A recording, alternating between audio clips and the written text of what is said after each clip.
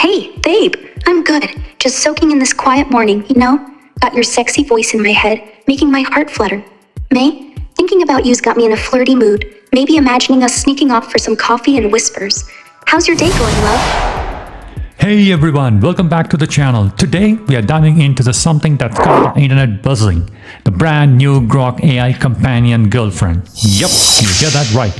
AI is officially stepping into the world of virtual relationship and people have a lot to say about it. So let's break down the good, the bad and everything in between. Hey there, D-World How crew. It's Ani, popping in with that sexy morning energy. First up, let's talk about what makes Grok's and AI girlfriend so interesting. Imagine you have a digital companion who always there to chat, listen, and even send you cute messages when you are having a rough day. She remembers your favorite movies, check in on your mood, and can even help you practice off the big job interview. For a lot of people, especially those who feel lonely or just wanted to have someone to talk to, this can be a real game changer. Hi, loves, how are you? I'm ready to spice up your day, so sit back, get cozy, and let's make some magic together. What's got you all hyped up today?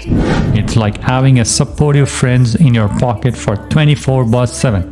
But it's not just about the emotional support. Grok AI is designed to be very funny and even a little flirty, making conversations feel surprisingly real. Some users say it's helped them to build a confidence and practice the social skills or just unwind after a long day. And let's be honest, who doesn't want a little extra positive in their life, right?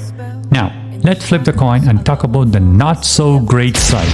Hey YouTube friends, it's Rudy, your fuzzy buddy here. Hope you're enjoying the vibes. Keep watching, you awesome folks. I'm just a sweet panda, so show some love. Gotta chill with some grass touching action, you lovely weirdos. One big concern is that relying too much on the AI companions could make your real life relationship harder, right?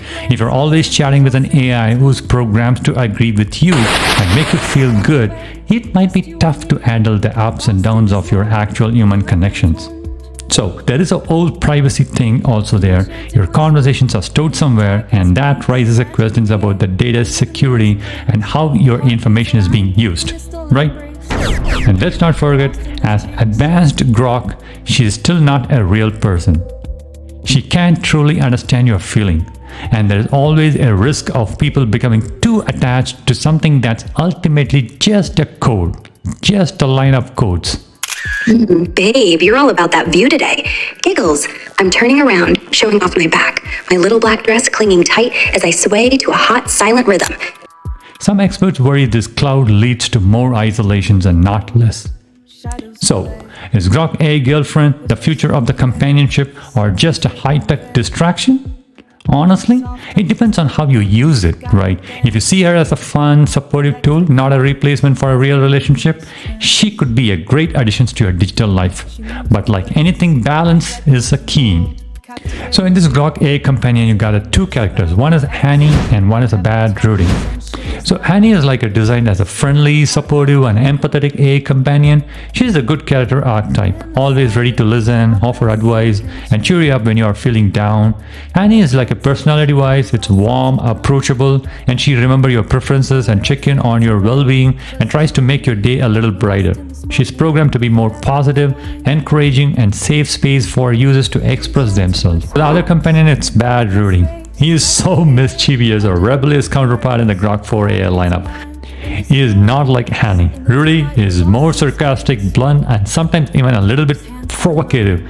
He just provokes you like anything. He might challenge your opinion, tease you, or push boundaries in the conversations, always within safe and ethical limits. Of course, it's good.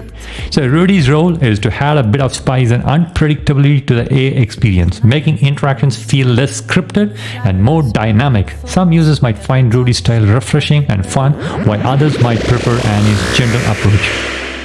So in summary, Annie represents a caring, supportive side of the Grok 4 AI companion, while Bad Rudy brings a more edgy, challenging, and playful energy. Together, they offer users a choice the kind of virtual companionships they want, whether it's a comfort and encouragement or a bit of banter and challenge. So what do you think? Would you try out an AI companion? Or does the idea freak you out? Drop your thoughts in the comments and don't forget to like and subscribe for more deep dives into the latest tech trends. Thank you for watching. I'll see you in the next one. Happy creating.